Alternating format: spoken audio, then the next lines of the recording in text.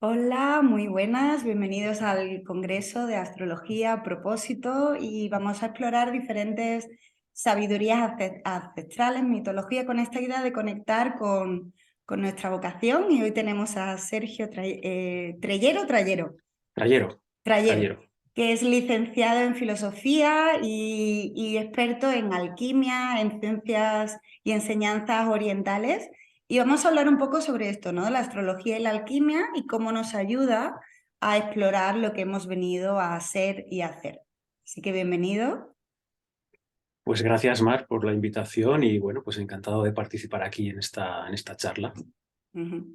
Y estoy súper ilusionada porque a mí me encanta, ¿no? De hecho, el nombre de mi trabajo sagrado es Almaquemi, que es un poco combinación alma y alquimia. Entonces, me encantaría que empezáramos por qué es la alquimia y cómo se puede conectar con la astrología. Bueno, esta es una pregunta muy amplia. Primero, bueno, yo los defino como ciencias sagradas, es decir, eh, que tienen un corpus científico en el sentido tradicional del término, no de la ciencia moderna, sino que son campos de conocimiento que hubo en la antigüedad y en concreto la astrología y la alquimia son tal vez las dos ciencias sagradas como que aparecen en todos los pueblos de algún modo u otro, ¿no? Todas las culturas, en todas las épocas, han tenido una forma de establecer una ciencia del cielo y también una ciencia de la tierra, de cómo funcionan los procesos de la naturaleza, ¿no? Entonces, básicamente, para no entrar en cosas más complejas, pues la astrología yo la veo como la ciencia que estudia la relación del cielo con la tierra. Y la alquimia sería la ciencia que estudia los procesos de la Tierra en relación al cielo. O sea, porque claro, es como están entrecruzadas la astrología y la alquimia, el cielo y la Tierra.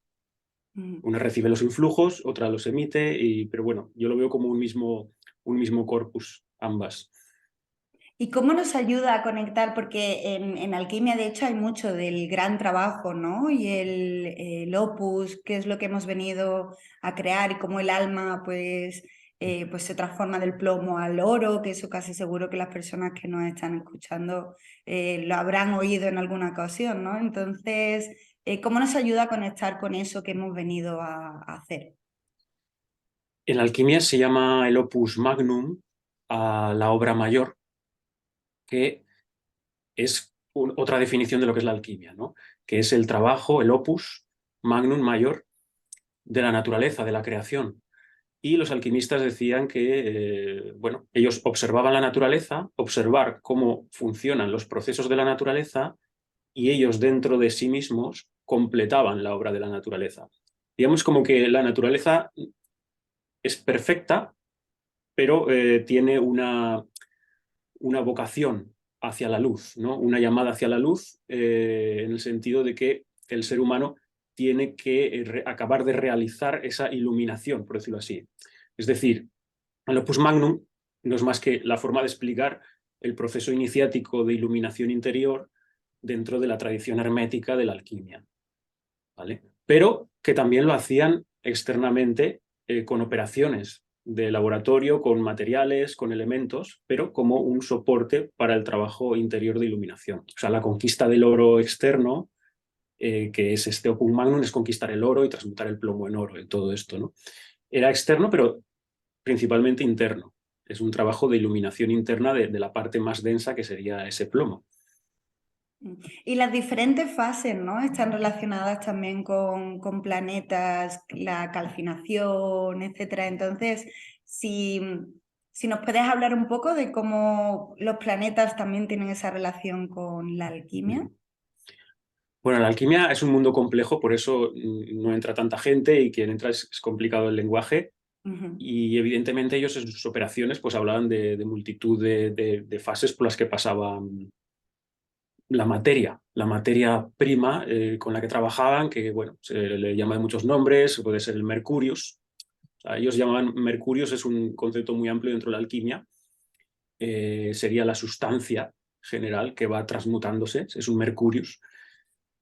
Y, se le da de muchos modos también, Alcaest, bueno, de otros modos, pero básicamente todos los procesos por los que pasaba esa materia podríamos reducirlos para simplificarlo, porque si no puede ser muy complejo, en dos, que serían solve et coagula. O sea, para entenderos, primero hay movimientos que son solve, que son disolutivos, que disuelven la materia, que subliman, por ejemplo, y hay movimientos coagula, que la coagulan, como una cristalización, una calcinación. Entonces, todo en la alquimia se basa en solve et coagula, ¿no? Disuelve y coagula, disuelve y coagula.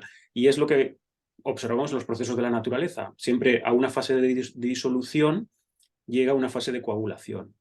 Entonces, con esa materia prima original, esa amalgama, esa piedra bruta, hay que ir limpiándola, disolviéndola, solve, y coagulándola de nuevo, precipitándola de nuevo. Y van disolviendo y coagulando, y va transformándose esa piedra bruta original hasta que se llega a la piedra filosofal. Entonces, básicamente es eso, es trabajar solve, coagula todo el rato. Como he dicho antes, eso externamente, pero también internamente, en los procesos del alma, del propio alquimista. Al decir esto me ha venido mucho porque el congreso pues se lanza en marzo, ¿no? Y de hecho el último día del congreso es justo cuando Saturno pasa a Piscis, ¿no? Entonces es mucho esa energía de disolver y coagular al mismo tiempo, ¿no? Porque Saturno como que materializa las cosas y Piscis lo disuelve todo. Entonces, no sé cómo lo ves este tránsito, ¿no? Sí. Y cómo conecta, ¿no? Porque marzo es un mes muy Ujú. potente astrológicamente, entonces... Sí, Saturno en Piscis, bueno, ahora pues se habla de Saturno en Piscis porque es uno de los cambios importantes. Podríamos decir que es una posición alquímica. Si lo encaramos así alquímicamente, pues Saturno tiene dos lados desde una visión alquímica. O sea, tendría un lado solve y un lado coagula. Aunque lo solve y lo coagula lo podemos ver en todo, ¿eh? Ujú. Entonces, Saturno es muy solve porque Saturno es la muerte. Y Saturno te quita cosas, te quita lo que no eres, y en ese sentido te hace un solve, te hace una disolución. Saturno te produce crisis. Saturno es la entrada a la muerte iniciática, la primera muerte, que es entrar en una fase en negro. Cuando mueres al mundo profano, todo te aparece, entras en una fase de disolución muy fuerte, que es ese nigredo que hablaba de la alquimia. Entonces, Saturno es muy solve, es muy solve. Pero también desde la alquimia, ¿eh? Pero desde la astrología, pues sí que se le da una componente más coágula, porque Saturno tiene que ver con la estructura de la realidad material, con la densificación, entonces también tiene un lado coágula. Entonces, en Piscis sí que es muy solve, es un signo muy solve, evidentemente es el último signo, es el que disuelve todo. Entonces, Saturno en Piscis puede ser súper solve, súper disolutivo, de soltar cosas, de disolver todo, vamos, de disolver la materia, Saturno, es el plano material, como disolverlo, y en ese sentido puede producir más pruebas, por ejemplo, a través de enfermedades, a través de procesos del alma complicados, que haya que transitar el dolor, el sufrimiento. Eso sería un lado muy solve, que está limpiando mucho el alma, Saturno en Piscis. Pero por otro lado también daría una opción coágula de Saturno en Piscis, como de coagular, coagular el alma, ¿no? O hacer un trabajo espiritual más maduro, más estructurar un poco todo lo pisciano, o dar forma a todo lo pisciano. Que todo lo cristiano pues, puede ser la espiritualidad, la conexión con lo trascendente. Entonces eso como que no quede ahí disuelto o evasivo, sino que podamos cristalizarlo y darle una forma concreta a nuestro camino espiritual, por ejemplo, ¿no? O a nuestra conexión con lo trascendente. Entonces eso es así un poco por encima, una Ujú. interpretación un poquito así más alquímica de No, pero Saturno. claro, tiene mucho sentido. Y siempre, claro, yo siempre lo he visto mucho como eso, los obstáculos, ¿no? Que nos muestran al final en qué parte no estamos siendo auténticos con nuestra alma. Pero claro, eso es una muerte y una disolución también, ¿no? Y después, como estructuramos, yo lo siento mucho este tránsito como esa oportunidad también de estructurar pues, el trabajo con los sueños y las palabras siempre trabajo, Correcto. responsabilidad, Ujú, integridad, ¿no? Es ujú, como, y dedicarle tiempo y energía, ¿no? De decir, ujú, si realmente queremos materializar algo en Piscis, además, que es ujú. como tan Sí, etéreo, pues necesitamos realmente ponernos todos los días y tener una práctica, etcétera, ¿no? ujú, Entonces, sí, sí. Aunque yo lo veo muy solve, ¿eh? Lo veo Saturno en Piscis, estos sí. 2 años y medio los veo muy disolutivos. Y luego cuando entre en Aries sí que es un coágulo. Ujú, Porque el paso de Piscis a Aries sí que es de un solve, el último solve, la última disolución de Piscis, y en Aries ya se coagula una nueva forma, nace una nueva forma. Porque Aries ya es fuego, es sulfur, es un... Aries, los antiguos alquimistas también lo asociaban al sulfur, al azufre, que es un elemento ya coágula. Entonces, el paso de Piscis a Aries es muy del solve al coágula. Entonces, ahora hay que disolver muchos karmas residuales con Saturno en Piscis. Hay que limpiar mucho el alma con Saturno en Piscis, de karmas arrastrados de un ciclo muy grande, porque Piscis es el que acaba de purificar todas memorias muy antiguas, y eso puede ser pues, a través de sueños, a través de experiencias de todo tipo kármicas. Es una posición muy kármica también, Saturno en Piscis. Entonces, es como tiene que limpiarse Saturno en Piscis mucho, purificarse mucho el alma para que luego cuando entre en Aries, pues ya ahí sí que cristalizará algo, porque es ya una cristalización Saturno en Aries, un coágula. ujú. Y eso pues supongo que a nivel colectivo y a nivel individual también, ¿no? Claro, el área de la vida en la que tengamos Ujú. Piscis, ¿no? Para cada persona. Sí, Y claro, con Plutón en Acuario, por ejemplo, en alquimia los planetas transpersonales no, tradicionalmente no se tienen en cuenta, ¿no? no. En alquimia se trabaja con el septenario y no se consideran los planetas transpersonales modernos, Ujú. aunque bueno, también podemos hacer una visión más alquímica también, especialmente de Plutón, por los cambios que mueve, ¿no? Sí, ¿y cómo lo Pero interpretarías? ¿Cómo sería desde una visión alquímica este Plutón en Acuario? Que también sucede en marzo, ¿no? Entonces, como... sí. Mm, A ver, Plutón sí que, bueno, dentro de la definición que se ha hecho de su arquetipo, sí que, aunque no esté en el septenario, sí que se ha asociado mucho que es el alquimista, que tiene que ver con los procesos de transmutación, de transformación, de alquimia en general. Bueno, el arquetipo de Plutón es el alquimista, el chamán, el mm, brujo, el que transforma también, ¿no? También puede ser el vampiro, el diablo. Hay muchos arquetipos, ¿no? De Plutón. Entonces, puede ser el alquimista. Y es alquimista ahora, sobre todo a nivel colectivo, el quien mueve los procesos de transformación a nivel colectivo, pues va a entrar en Acuario. Y bueno, Acuario es aire, mm, sigue siendo un terreno saturnal, evidentemente. Acuario es el signo, es la regencia masculina de Saturno, pero Acuario, en una interpretación más espiritual, tiene que ver con la edad de oro, con la edad en la que había libertad total, que es en la que reinaba Cronos, en ese aspecto. Y Plutón en Acuario sería como una invitación a dar un salto para conectarnos con ese estado de, de quietud interior, de paz mental, que nos conecta con ese estado de la edad de oro. En una interpretación espiritual, de Plutón en Acuario. Luego a nivel colectivo ya sabemos que son otras cosas y tal, pero yo lo vería como soltar la materia de Capricornio.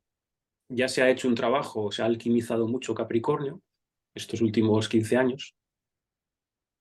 Se ha transmutado esa tierra más dura, más saturnal, y ahora pues se entra más a trabajar el aire de Acuario, que es en el plano mental, en el plano de la percepción, en el plano de los paradigmas, desde qué filtro mental percibes la realidad. Eso es Acuario.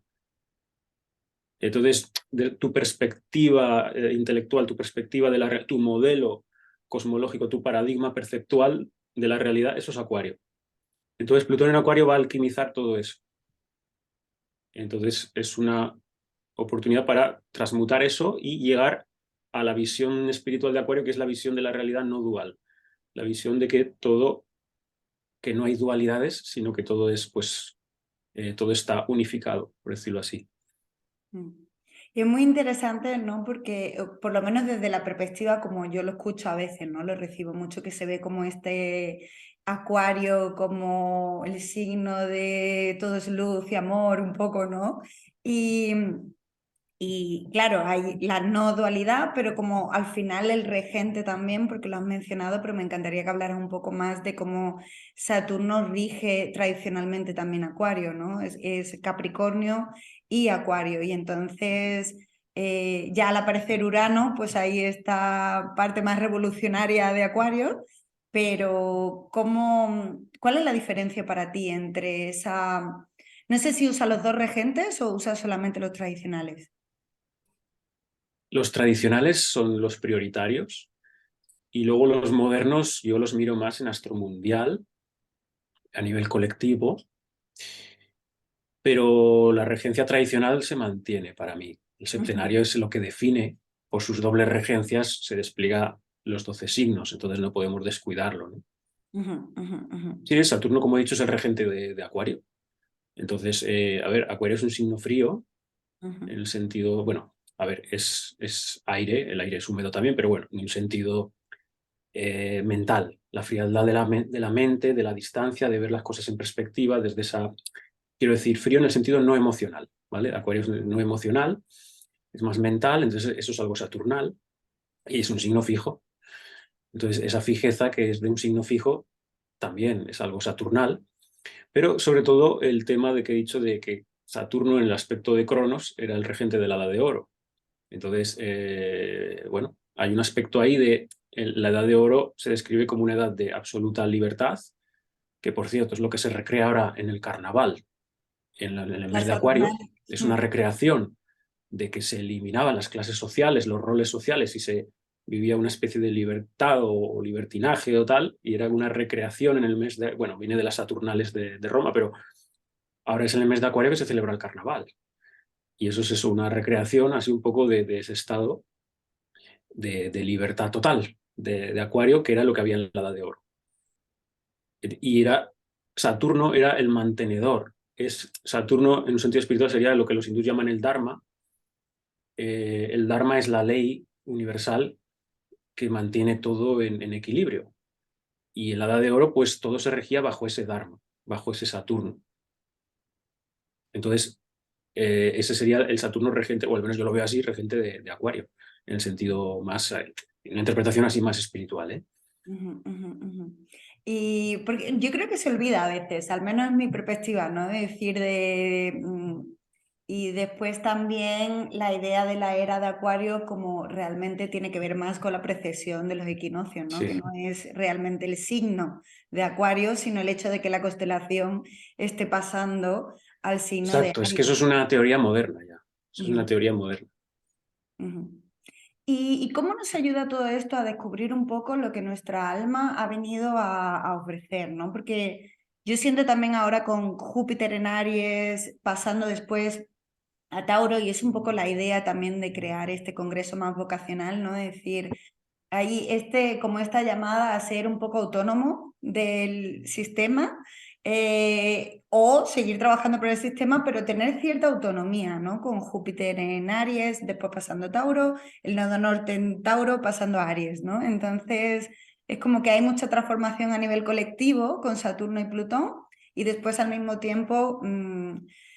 yo lo siento mucho de que hay esa llamada de decir cuál es tu trabajo sagrado, ¿no? ¿Qué es lo que tú has venido a anclar aquí energéticamente? Ujú. Entonces, cómo estas ciencias, ¿no? sagradas nos ayudan a conectar con eso que hemos venido a ofrecer. Bueno, la astrología en sí, pues y como sabemos, en la astrología natal, porque también hay que decir que la astrología tiene muchas aplicaciones, como venimos diciendo, astrología mundial, en la relación con otras ciencias sagradas como la alquimia, que es lo que yo también trabajo más, pero la astrología natal, pues nos ayuda a través del mapa celeste de una persona, pues ver su individualidad, ¿no? Hacia dónde quiere florecer, hacia dónde quiere los potenciales, ¿no? Y también los aprendizajes, ¿no? Entonces, principalmente la astrología, en ese uso, la astrología genetlíaca que llamaban los antiguos, pues puede ser de gran ayuda en un primer momento para reconocerse la persona su esencia individual, que luego eso también hay que trascenderlo, pero es como ver los personajes que te han tocado para jugar en este escenario de la vida. Entonces, la astrología sobre todo nos ayuda a eso, astrología natal. Ujú.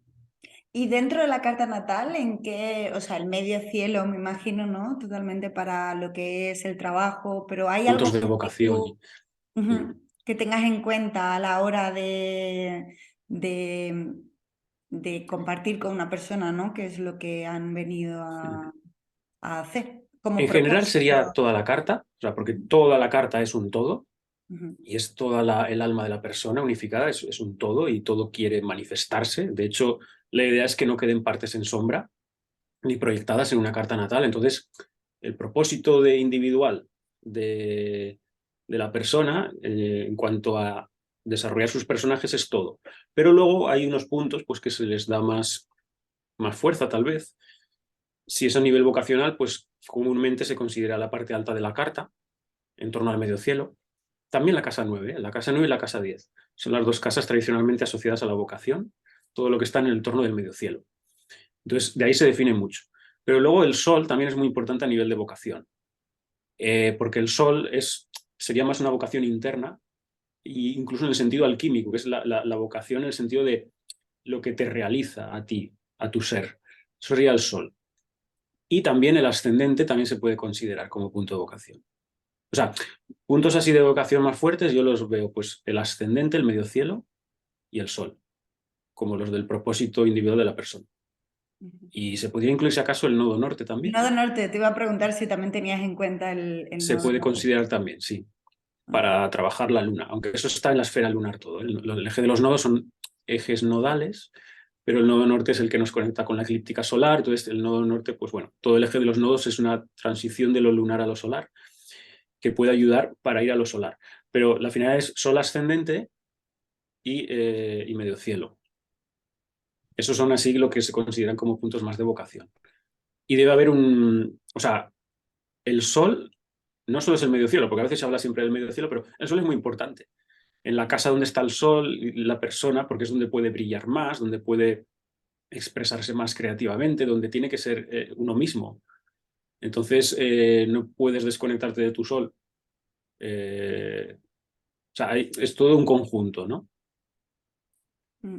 Y Venus y Marte, como los, porque por ejemplo, desde mi perspectiva, como yo soy muy experiencial, ¿no? Es decir, hay la parte intelectual de comprender la astrología, estudiarla y después sentirla, hacerla tuya y también basada como mucho en la experiencia, ¿no? Entonces, para mí, Venus y Marte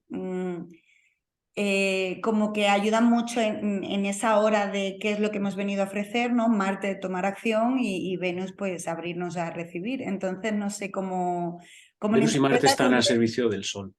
Ujú, Forman parte del círculo solar. Son solares en ese sentido. Son los dos brazos del sol, eh, Venus y Marte. O sea, están actuando al servicio del astro rey, del sol, del propósito solar. Cada uno a su modo, como decimos, o sea, Marte a nivel de acción, de individuación, y Venus a nivel de gusto, bueno, de recepción, de saboreo, de disfrute, de deseo, de conexión con lo sensorial. Pero son solares, en el sentido, desde la alquimia, Venus y Marte son solares, forman parte de la segunda fase de la obra, que es la obra al rojo, que trabajan con la fuerza coagulante del espíritu solar. Y por eso los símbolos de los planetas vienen de la alquimia, de Egipto. Entonces, por eso Venus y Marte tienen circulito. Tienen circulito porque son dos formas en los que se expresa el círculo del espíritu solar. Uno es el que Marte debería de una cruz hacia arriba. Marte es el espíritu tirando, empujando la materia, que es el instinto que mueve el cuerpo, lo físico, eso es Marte. El espíritu encarnado, que se llaman los alquimistas, eso es Marte. Y el espíritu encarnado que mueve la materia, que mueve la vida, ¿no?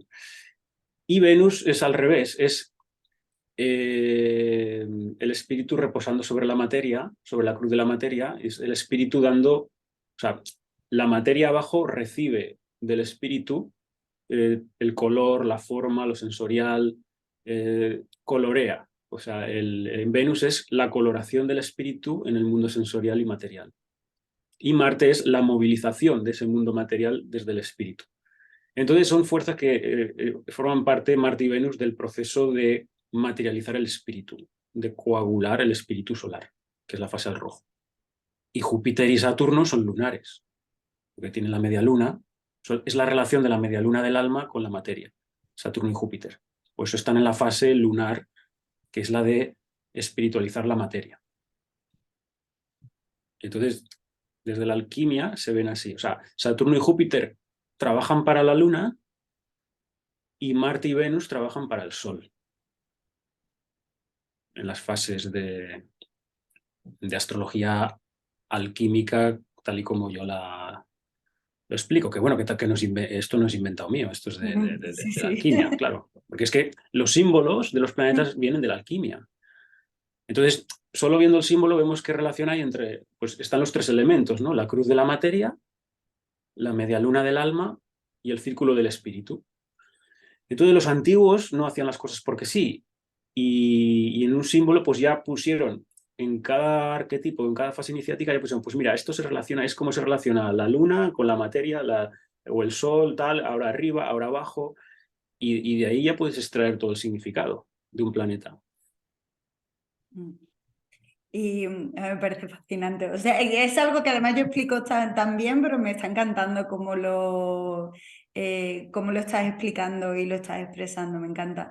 Y además también, por ejemplo, una cosa que es muy interesante es astronómicamente, ¿no? Como la Tierra está, Venus nos acerca al Sol, es interno, ¿no? Y Marte está de forma externa, ¿no? También. Y eso como que también se relaciona con la simbología en sí, ¿no? Entonces la parte astronómica de la astrología es como muy interesante en ese sentido, ¿no? Y Mercurio ahí, porque en el hermetismo estaba muy basado en el planeta Mercurio en sí, ¿no? Entonces, si nos puedes hablar un poco de Mercurio.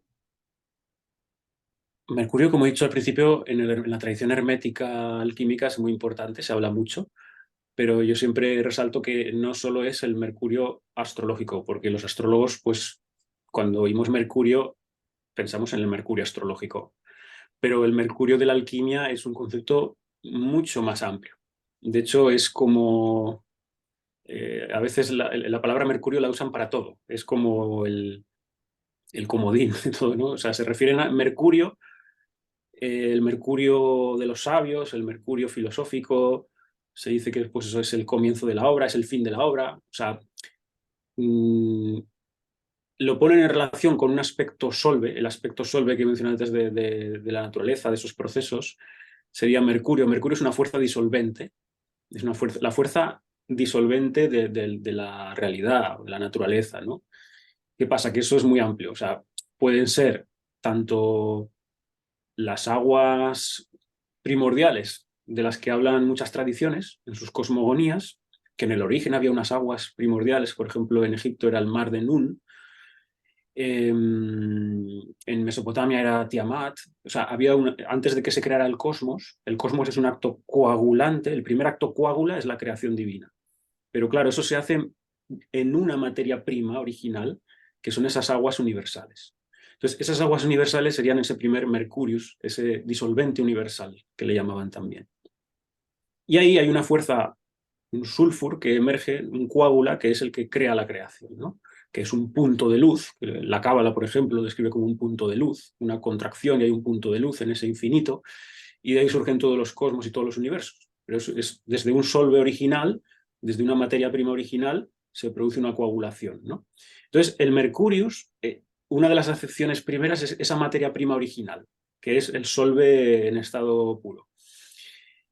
Y luego, en la obra, el Mercurius, pues como todo viene de esa sustancia, todo es Mercurius. El Mercurius también es nuestra psique, nuestra alma. Y la realidad fenoménica, que está en un devenir constante, en un flujo de experiencias, un flujo, nuestra mente funciona con un flujo de conceptos, todo eso es Mercurius. Mercurius es el flujo, es lo que los hindúes llaman el samsara, que también es los ciclos, la temporalidad, por eso este solve tiene que ver mucho con la serpiente. Por eso se representaba el Uroboros, la serpiente que se muerde la cola, también en la alquimia muy importante, que sería como el mismo zodiaco. Pero la serpiente es uno de los símbolos más arcaicos que hay, que tiene que ver con un aspecto solve de la realidad, disolvente. Es la disolución que produce el paso del tiempo, los ciclos temporales, que son un flujo serpentino. Entonces, todo lo que se mueve en un flujo, en un devenir, es algo mercurial. Por eso que desde la alquimia el mercurio tiene que ver más con esta percepción de la realidad en ese flujo existencial. Y hay varios flujos. Nuestra mente, nuestro cuerpo, la naturaleza, nuestros canales energéticos son mercurios todo. Entonces la alquimia lo que tiene que hacer es, el opus magnum, la finalidad es fijar ese mercurio, que no sea disolvente y caótico, porque si no es un monstruo, es un dragón, es ese estado caótico original, desde el que empieza la obra, fijarlo y darle forma, darle un coágula en una forma espiritual. Y esa es la finalidad, y ese ya será el mercurio andrógino, el mercurio que le llamaban los antiguos alquimistas el rebis, o ser doble, que son las bodas alquímicas del rey y la reina, y ahí se produce el andrógino original, que era el ser de la edad de oro, que es ese estado de conciencia no dual.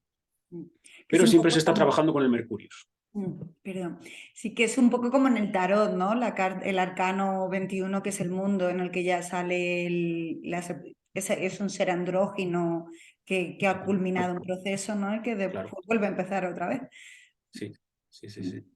Y el mercurio astrológico, que además también muy interesante, que tiene las tres simbologías, ¿no? Porque es la luna, el espíritu y la cruz de la materia, ¿no? Exacto. Entonces, em, el mercurio astrológico, ¿cómo lo tratas, ¿no? Dentro de la interpretación de una carta natal y dentro de con esta parte alquímica, que dentro de la alquimia es un concepto muchísimo más amplio, pero en el mercurio personal de cada persona, que es lo que viene a expresar, ¿no? De forma, con esa perspectiva alquímica también de fondo. Sí, pues el Mercurio es el único del septenario que lo dibujaron con las tres grafías, ¿no? Porque es el Hermes Trismegisto, el que tiene los tres magisterios, o tres veces grande. Entonces, en él es el comunicador. Tiene que haber una función que sea la comunicadora entre el cuerpo, el alma y el espíritu. Por eso tiene las tres grafías juntas, por eso, porque es el principio comunicador por excelencia, que era pues Hermes pues era el antiguo Tot de Egipto, que era el dios escriba y el dios de todas, instructor de todos estos saberes, de todas estas ciencias sagradas, ¿no? Entonces tiene una función asociada al verbo divino, a la palabra divina, la palabra creadora, en esta interpretación así más espiritual, y alquímica. Entonces es como Mercurio, es esa función comunicadora entre los mundos y la función del logos. Esto en los antiguos griegos, este verbo se le llamaba logos. Entonces, el logos es ese acto creativo original, también es un logos, porque con el verbo, todas tradiciones pues explican que el verbo crea. El verbo, precisamente la palabra y el verbo, es lo que da forma a esa materia prima original que he dicho. Entonces, es el propio mercurio al mismo tiempo es solve y es coágula también, o sea, porque es solve en cuanto que es esa materia prima, ese mar original, pero es coágula en el sentido de que se convierte en verbo. Entonces ahí tiene un aspecto de modular o ordenar a través de la palabra la creación. Y eso en el ser humano se produce a través del lenguaje. Entonces, el lenguaje es el don divino que hay en nosotros. Somos a imagen y semejanza de la divinidad, y la divinidad creó los mundos a través de la palabra y el verbo divino, este logos. Entonces el ser humano crea su realidad a través del verbo y de la palabra, que es la forma de exteriorizar el pensamiento. Y en ese sentido es divino, es mago y es creador. Entonces el mercurio como tal es esa función del lenguaje, de la capacidad de modular el éter, si queremos decirlo así, desde la conciencia. Entonces, Y bueno, y luego pues el mercurio astrológico pues es más individualizado en cada carta, pues como uno tiene esa función del lenguaje, de la comunicación, de la lógica, de todo eso, ¿no? Ujú, ujú, ujú. Además es en muchísimas religiones, ¿no? El principio fue el verbo y está toda esta idea de que creamos a través de la palabra y del pensamiento, ¿no? Y entonces Ujú. es muy interesante esa Sí, sí. parte de mensajero y de ser muy consciente también, ¿no? De qué es lo que decimos, cómo creamos Ujú. la realidad cuando hablamos y al mismo tiempo lo que pensamos también son palabras. Entonces Ujú. modulan mucho nuestra existencia, ¿no? De forma consciente e inconsciente a veces. Todo lo mueve la mente y como, porque todo es mente, ¿no? Que se dice también en el sentido que se recoge también esotéricamente, pero que esto es lo que desde siempre se ha dicho desde el budismo, desde la India, por ejemplo, ¿no? Que la realidad no es más que una proyección de la mente. Entonces, todo está dentro de la mente, realmente no existe la materia como tal, solo existen percepciones mentales. Hay una mente individual, pero las mentes individuales están dentro de una mente divina, de una mente universal. Entonces, estamos todos en una matriz universal que podríamos decir que no es material, que es conciencia. Los budistas le llaman la mente hija y la mente madre. La mente hija es tu mente individual, pero la mente madre es esa matriz y en la que está todo metido. Y no es material, es mente, porque todo es percepción. Entonces, todo son percepciones. Por lo tanto, para que algo exista, tiene que haber un perceptor que le da realidad en su conciencia. Y eso es a nivel individual y a nivel universal, divino. Entonces, todo es mente, todo es Mercurius. Llegamos a lo mismo que decían los alquimistas. En el origen, en el medio y al final, siempre trabajamos con el Mercurio. Y todo es Mercurio, Mercurius. Todo es mente y la mente, todo es materia prima en esa mente y esa materia prima, esa misma mente la ordena a través del verbo y la palabra y crea los mundos y sus creaciones. Pero todo siempre es la mente, una mente sobre sí misma, creando mundos, creando realidades. Y eso se produce fractalmente a nivel individual, pero también es el proceso de la divinidad. Ujú, ujú, ujú. Fascinante, me encanta. Que yo creo que aquí ahora es muy interesante para las personas que quieran aprender más, ¿no? Y bucear en toda esta sabiduría de la alquimia y de la astrología, que cursos tienes en este momento, también si hay algo en concreto en marzo en el que estés ofreciendo y si alguien ve esto más adelante, porque va a estar disponible todo el tiempo, pues cómo pueden acceder para bucear en toda esta sabiduría que es como, ¡boom! Ahí queda.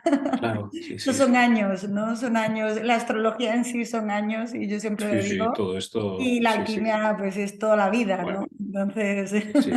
sí, también esto es algo, por ejemplo, en mis clases de astrología que yo siempre lo digo mucho, ¿no? Es decir, el alma entiende, el alma comprende, pero o sea, no agobiarnos de querer asimilarlo todo súper rápido porque no, es algo muy saturnino al final, ¿no? También Es que lleva todos estos tiempo. saberes son muy Saturno, claro. Sí, sí, Sí, sí, sí. sí, sí.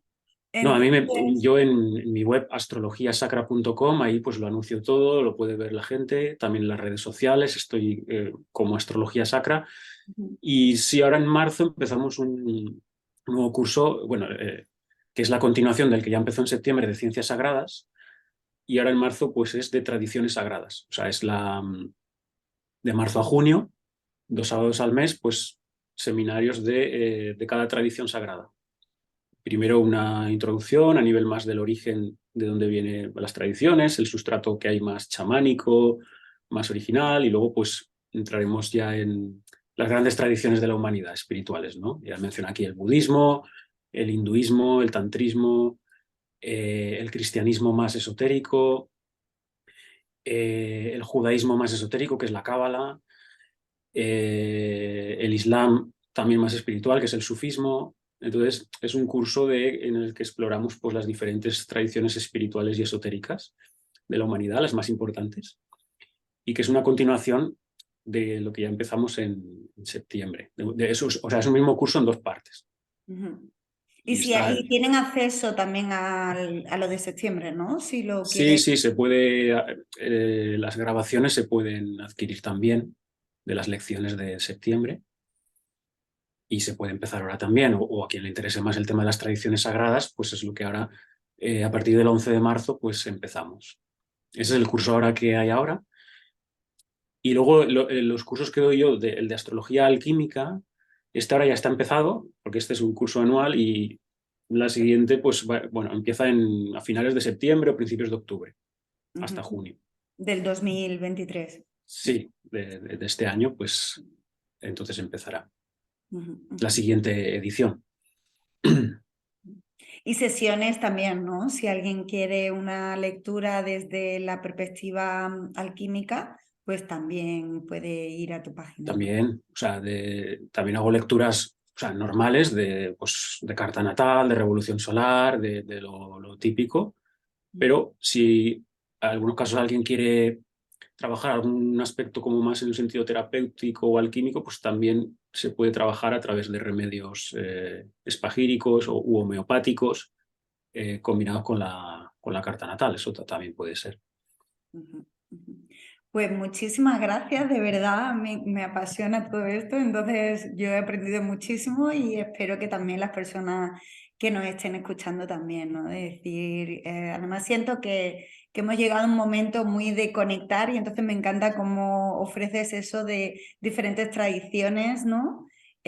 Sagradas a lo largo del globo y Además es cómo muy Saturno en Piscis también, que, Saturno en que Piscis. coincide, no he hecho aposta, pero coincide Saturno en Piscis ahora y eso es muy en sintonía con estudiar las grandes tradiciones espirituales de la humanidad. O sea que, Sí sí, que es sí. muy buen momento, ¿no? De bucear y de dedicarle pues tiempo, estudio, ese trabajo devocional, ¿no? De decir, realmente para convertirnos en maestros de algo, pues hay que dedicarle tiempo, normalmente, ¿no? Entonces, Eso, estamos en el plano concreto de la forma y ahí Saturno pues tiene sus tiempos y sus procesos también, evidentemente.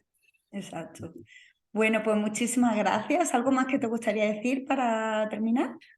No, nada más, pues gracias a ti, que bueno, que ha sido una conversación muy amena y muy bien, pues nada, pues encantado y nada, de saludar a toda la gente que lo pueda ver y bueno, y a seguir aprendiendo Ujú. en este flujo existencial de experiencias en el que estamos todos, ¿no?